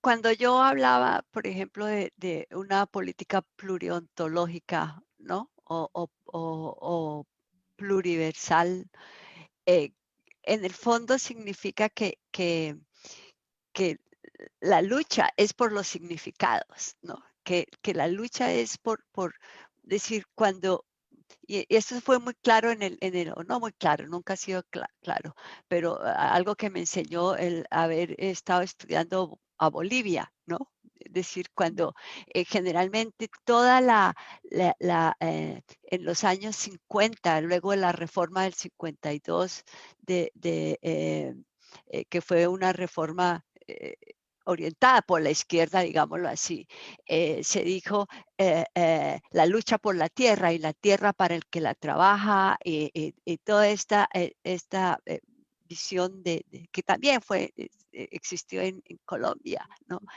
Y fundamentalmente cuando se da el movimiento del 2002 de indígenas antes de que eligieran a Evo, y creo que en ese momento Evo ni siquiera estaba en el país, ¿no? Se unen todos estos grupos indígenas que se consideraban muy diferentes, como los indígenas de la sierra, los los llanos, o tierras bajas y tierras altas, y dicen, no, no queremos tierra, queremos territorio, ¿no? Queremos territorio. Y ese momento da un vuelco la política, porque no es distribuir un pedazo de tierra, y también porque generalmente cuando se dice la tierra para el que la trabaja, nunca se ha reconocido que las mujeres trabajan la tierra, ¿no? Y también se excluyó a los indígenas. Si ustedes no sean más indígenas, se dijo en la ley de la reforma agraria, de hoy en adelante se llamarán campesinos, ¿no? O sea, al enfocarse en la tierra como un objeto, ¿no? Se excluyeron tantas cosas, ¿no? Y al cambiar este significado, se incluyeron otras. Tampoco fue la solución, como hemos visto que hay problemas en torno a esto, pero igual, y esto es clave para entender el extractivismo, ¿no? Para entender la minería, la lucha contra la minería, ¿no? Porque hay un significado, hay una manera de vivir y de expresarse y de hacer el mundo que incluye el territorio, que incluye otras personas, que incluye. Entonces, traducirlo de uno a otro es muy difícil y esa es parte de la lucha, digamos, y puede que se llegue un momento, y aquí estoy tomando una idea de Marisol de la Cadena, que me inspiró mucho. Marisol de la Cadena dice, de pronto puede llegar un momento en esto del territorio donde se diga, es imposible traducirlo, es imposible que lleguemos a un área común. Entonces, lo que se puede hacer es llegar a un arreglo donde hay un grupo que pueda vivir sin la minería si así lo desea, mientras que el Estado pueda tener otras leyes diferentes, ¿no? O sea, es una política y en el fondo lo que está en juego es lo que se denomina el convivialismo.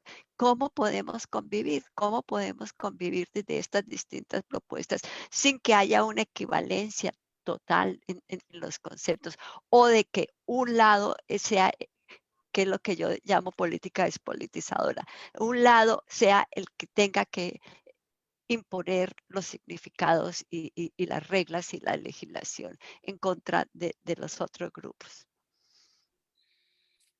Lo voy a abordar un poquito esta pregunta y estoy de acuerdo con Cristina, desde la óptica de la economía. Y es que y en parte se inspira de los estudios que he estado haciendo últimamente. Se habla de Colombia como un país que es netamente urbano hoy en día, ¿no? Y que no es rural, pero esa definición de lo rural y lo urbano es mucho más complicado que eso. Y diría otra cosa, y es que se reemplaza en Colombia una economía del café que proveía entre el 80 y el 90% de todos los ingresos, digamos, de exportación hasta los 60, 70, a pasar a ser no propiamente un país industrializado, pero un país de la agroindustria. Y que va mano a mano también con la minería. No lo quiero explicar porque me parece que la extracción es un tema clave. Y esa agroindustria se dispara, por ejemplo, entre las cosas que he descubierto en mi investigación sobre ACPO es que yo siempre pensaba que las plantaciones de palma africana eran un fenómeno relativamente reciente, de los 60 en adelante. Mentiras. Era más viejo en la zona de el nordeste, bueno, el noroccidente de Antioquia, y ya se estableciendo, y era un sector en el que estaban invirtiendo élites, que eran industriales, pero que también están mirando hacia el campo para productos que se van a convertir, por ejemplo, madera para papel, eh, distintos tipos de plantaciones para producción industrial, químicos, los sectores, por ejemplo, de producir, bueno, la palma se utiliza para un montón de cosas, pero entre ellas para todo lo que es la manufactura de productos alimenticios, ¿sí? Y de aceites. Y lo que vemos en los 40, finales de los 40, y que digamos, se refuerza en los años 50, es que dentro de ese proyecto de modernización en Colombia vamos uniendo élites o sectores, digamos, no los voy a llamar élites, sectores industriales, comerciales y el agro en una relación muy estrecha en que ya no se pueden separar. Y ese conflicto sobre las tierras se refuerza porque son extensiones, ya sea la ganadería, la soya, el algodón, la palma africana, que no se limitan a sectores pequeños, sino que inevitablemente van a chocar de una manera mucho más abiertamente con los intereses y derechos y formas de vida comunal que se practican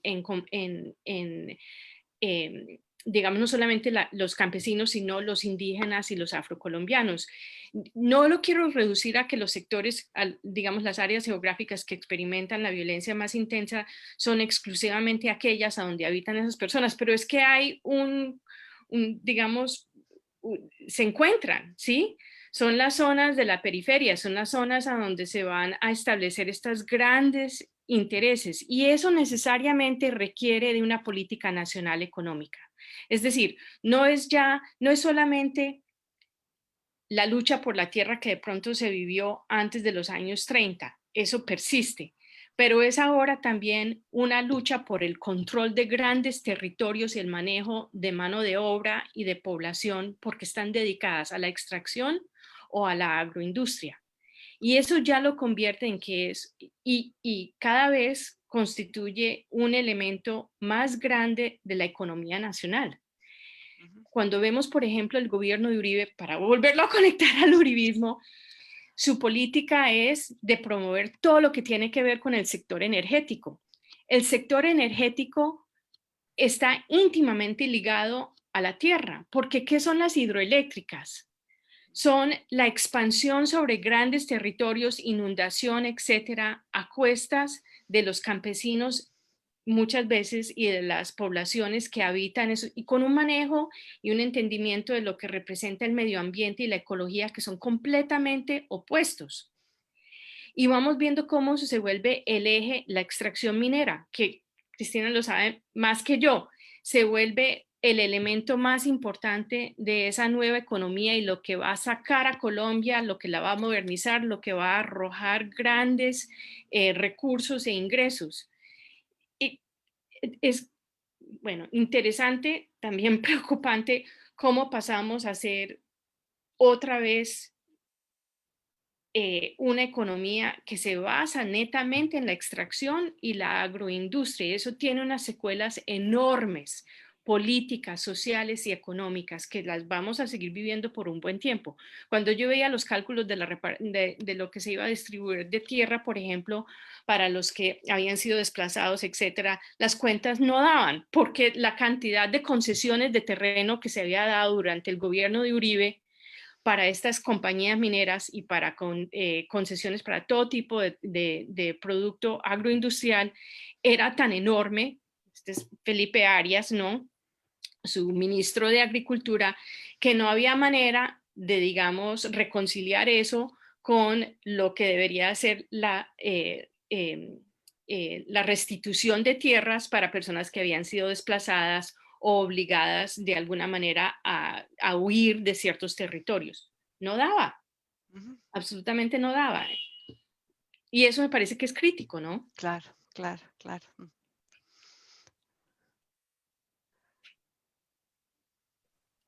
Gracias, profesoras María y Cristina. Creo que alcanzamos a una pregunta más. A todas las personas que nos están viendo, recuerden que a las 11 hora Colombia y a las 12 Eastern Time vamos a comenzar con nuestra segunda mesa. Esta, como les decía, ya va a ser una mesa de personas que han presentado su ponencia para ser parte de nuestro conversatorio. Y esta en particular se llama Estado, Participación Electoral y Discursos, en la cual tendremos 4 ponencias sobre resultados electorales, discusiones sobre populismo, sobre violencia, mucho más centrados en el gobierno de Uribe. Entonces, un poco para cerrar la mesa, no alcanzamos a leer todas las preguntas que nos escribieron las personas que están viendo, fueron bastantes, de hecho, entonces nos tocó ir cogiendo de a unas. Quería juntar 2 preguntas que nos hicieron para preguntarles. En cierta medida ambas discutieron un poco esta trayectoria de Uribe y sobre todo esa dificultad de definir el Partido Liberal y el Partido Conservador en Colombia y qué es uno y qué es otro y hasta dónde llega, que es una gran discusión, ¿no? Pues sobre la historia de Colombia. Entonces nos llegan 2 preguntas bien interesantes. Una, si ustedes consideran que cuando Uribe llega al gobierno representa una ruptura con esta tradición de élites centralistas que se había consolidado desde el Frente Nacional? Y si lo representa o no, qué tipo de sectores políticos y económicos están impulsando esta subida de Uribe, pero también nos preguntan específicamente sobre el caso de Antioquia. Entonces, ¿qué tipo de modelo político, qué tipo de espacio político quedó en Antioquia después de Uribe? Sí, pues Uribe tuvo su influencia en la alcaldía, su influencia en la gobernación, llega a la presidencia, pero ¿qué pasa en Antioquia después? Un poco de Uribe, ¿y qué pasa cuando Uribe llega a la presidencia en términos de los presidentes que estaban antes, ¿no? ¿Qué tipo de ruptura representa con respecto a estos gobiernos específicamente? Mary, es para ti esa pregunta. A ver, empecemos porque Uribe primero ejerce bajo el gobierno de Alfonso López Miquelsen, después bajo el gobierno de Julio César Turbay, va a apoyar a Samper, pero cuando Samper pierde se pasa al lado de Gaviria, y no diría que representa una ruptura necesariamente, sino que lo que vamos viendo es que los partidos tradicionales, que se les decía liberales y conservadores, van perdiendo mucha parte de su identidad durante el Frente Nacional en parte, pero también porque se quedan estancados en una política muy del clientelismo, de manejar, no son muy distintos, digamos, en sus políticas, por mucho que se llamen dos partidos, el liberal y el conservador. Y una de las cosas que hay es como importante de rescatar es que a mí esto es algo que me da pesadillas por la noche, y es pensar el, la política de seguridad democrática de Uribe, criado por, o digamos, y él se cría y se forma dentro de ese partido liberal, eh, es la política de Alfonso López Miquelsen y de Turbay Ayala. Sí, o sea, yo no creo que sea coincidental, que son en esos años en que se empieza, bueno, no se empieza porque ya existían, pero se institucionaliza la tortura, se institucionaliza el perseguir violentamente a grupos de izquierda. Eh, no hemos hablado de ello y es digamos, un asunto complicado por las Fuerzas Armadas, la Cuarta Brigada, por ejemplo, en un lugar como Antioquia. Eh, y los nexos que empiezan a existir entre ciertos sectores políticos y respectivamente de los partidos con las Fuerzas Armadas y con sectores de seguridad. O sea, ahí yo creo que no se puede distinguir necesariamente entre los conservadores y los liberales. Y que Uribe logra de alguna manera no solamente sobreponerse, sino que mire lo que ha pasado con el Centro Democrático. De alguna manera, muchos de los que forman parte del Centro Democrático, por lo menos, no, primero de la U, el partido de la U, sí, después del Centro Democrático, son personas que vienen de ambos de estas entidades políticas, tanto conservadores como liberales, ¿sí? Y a donde lo que los une, y me molestaba un poquito, lo voy a decir, ahí entra como el regionalismo, que siempre se le achacaba a Antioquia. Eligieron a Uribe, esto es culpa de Antioquia, Antioquia fue la que salió, pero es que usted no gana el 73% de la aprobación nacional por una región. Qué pena, por muy poblada que sea y por muy importante que sea. El hecho es que tiene que haber acogido apoyo desde muchos sectores colombianos, aunque no lo admitan.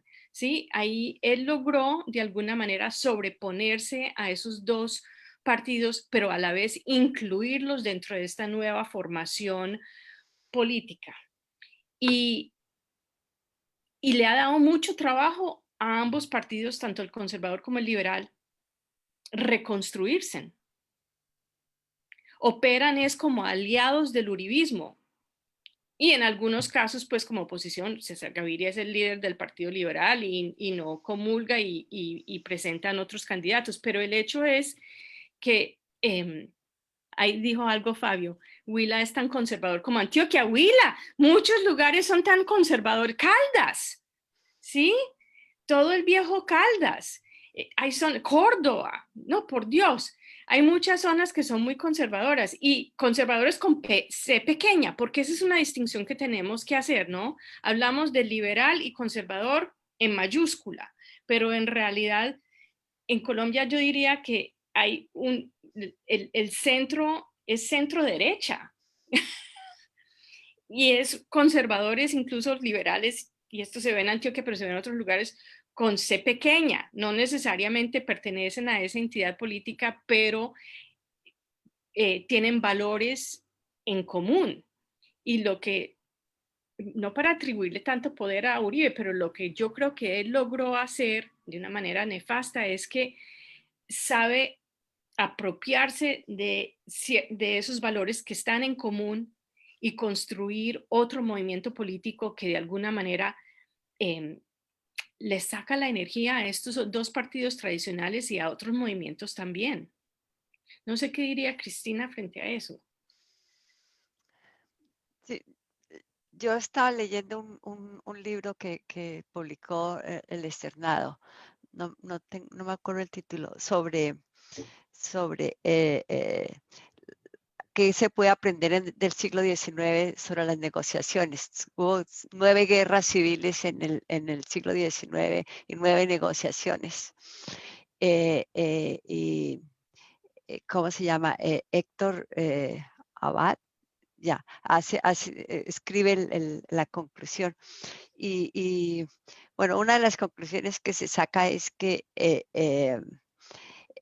bueno, estas guerras fundamentalmente eran entre amigos, la misma élite, y este pacto de caballeros se dio todo el tiempo, ¿no? Entre la misma élite, y lo mismo sucedió con el Frente Nacional después de la violencia. Cuando miramos el régimen de regeneración, que yo hablaba de las diferencias, pero los políticos liberales más radicales como Miguel Samper se pasaron al lado del régimen de regeneración, ¿no? Entonces ha habido, yo creo que y en ese sentido yo por eso no me detengo mucho a ver las diferencias entre los partidos. Yo creo que estas diferencias ha sido parte de esta estrategia despolitizadora de la población. Yo creo que hay que mirarlos es más como, sí, todos estos imaginarios que mueven y estas guerras. Por ejemplo, me impresiona muchísimo la guerra en las escuelas, ¿no?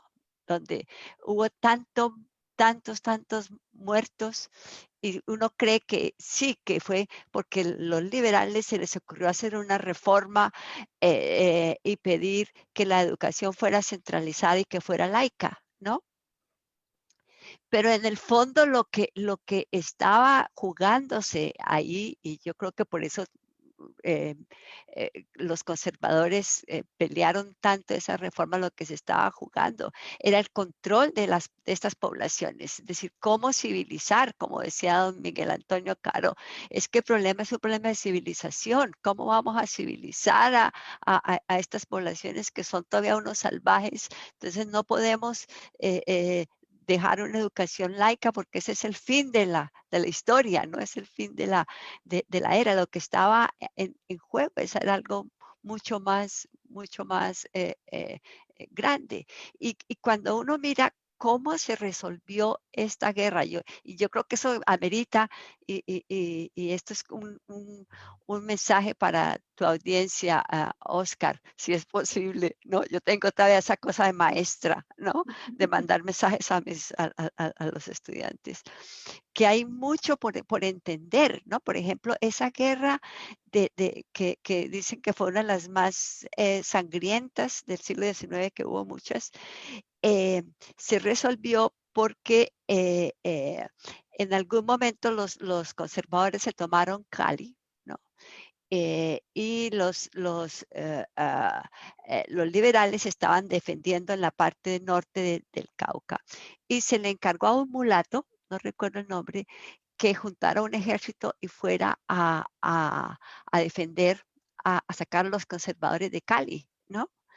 Entonces él organizó, tenía muy buenas conexiones, me imagino, con los afrodescendientes, organizó un ejército de afrodescendientes y fueron y se tomaron Cali. Creo que hubo desmanes, ¿no? En esta guerra, porque no era un ejército, hubo de todo, ¿no? Pero esto llegó a que hay un problema de razas, ¿no? Estamos en una guerra de razas y es donde se inspiran muchas de las reformas que tanto liberales como José María Samper, como conservadores hacen y ponen e implementan durante el periodo de la regeneración, ¿no? Es un problema partidista, yo creo que hay que mirar más allá de los partidos.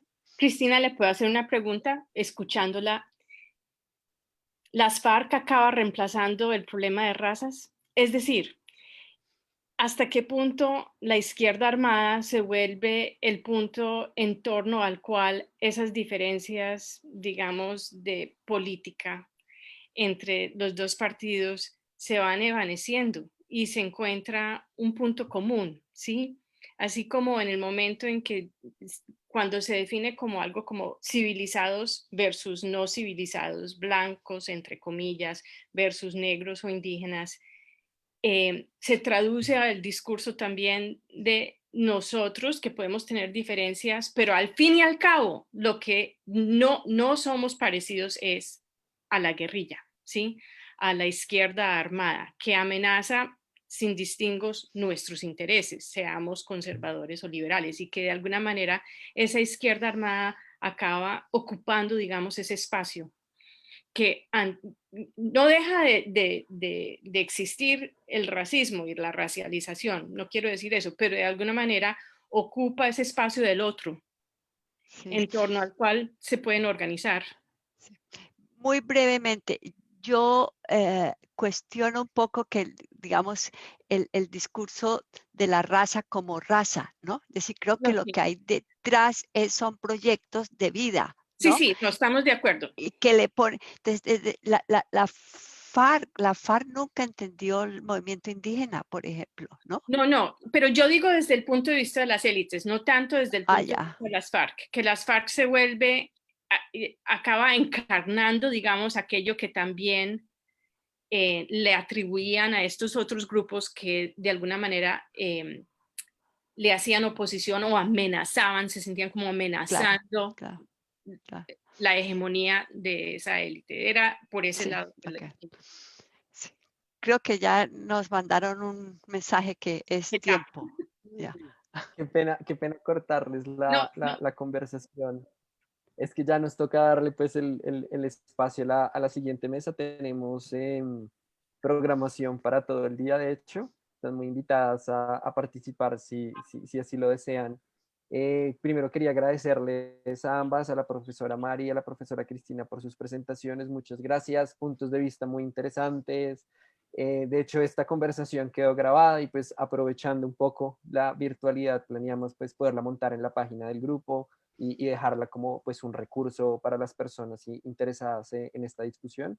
Y muchísimas gracias por la participación a las personas que nos están acompañando en la transmisión en vivo. En contados instantes empezará la transmisión de la siguiente mesa para que estén pendientes. Y muchísimas gracias. no, Ok, gracias a mil ti. gracias. Yo siento mucho no poderme quedar, pero estoy así en una tensión de cosas en la universidad. Pero mil gracias, fue un placer. Y nos Sí, cuentan cómo van las cosas. lo mismo. Me Muchas Muchas encanta gracias. gracias. verte, Mary, Lo mismo, Oscar, Cristina. Fabio, mil Hasta luego. gracias. Ok, Chao. chao.